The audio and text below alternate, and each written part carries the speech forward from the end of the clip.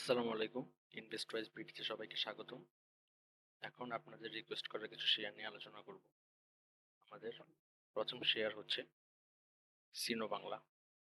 সিনো বাংলা নিয়ে আমার প্রায় 15-20 দিন আগে একটি অ্যানালাইসিস ভিডিও আমার ইউটিউব চ্যানেল এবং ফেসবুক পেজে দেওয়া রয়েছে।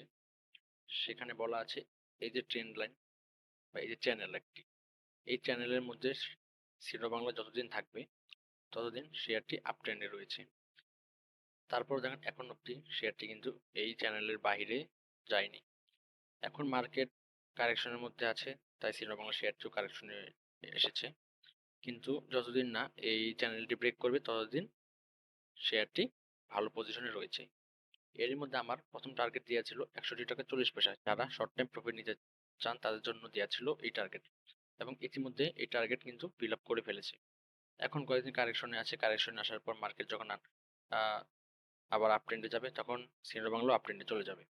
এবং এর পরবর্তী টার্গেট কিন্তু আমার দেওয়া ছিল 64 টাকা, এবং ডিভিডেন্ডের আগ পর্যন্ত এই শেয়ারের আমার টার্গেট দেওয়া ছিল 68 থেকে 70 টাকা।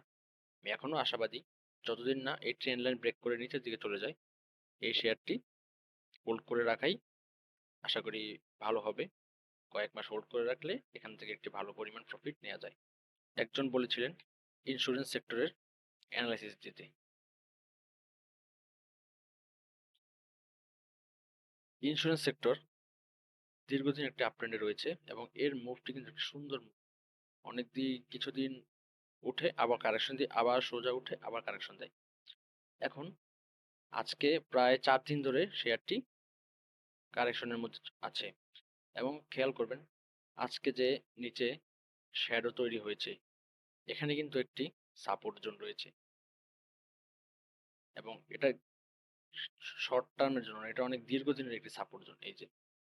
এই যে এখানে ছিল, তারপরে এখানে একটা সাপোর্ট, এখানে একটা সাপোর্ট, এখানে।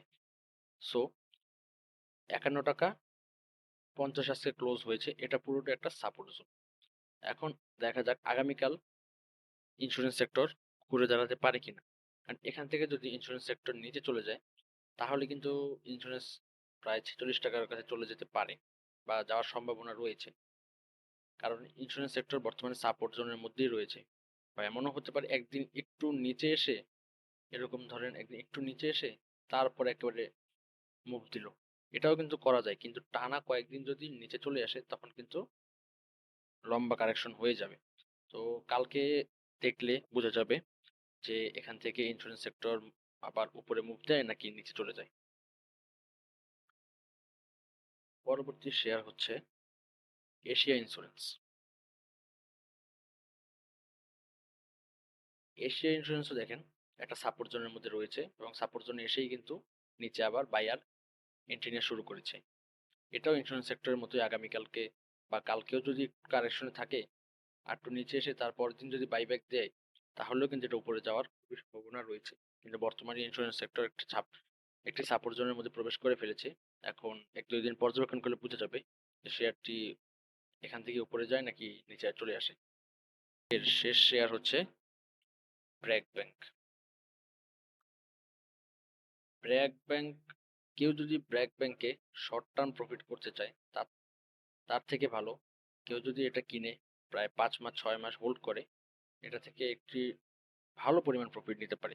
আপনারা খেয়াল করবেন প্রতি বছর কিন্তু ব্র্যাক ব্যাংক একটা বড় আপ ট্রেন্ড দেয়।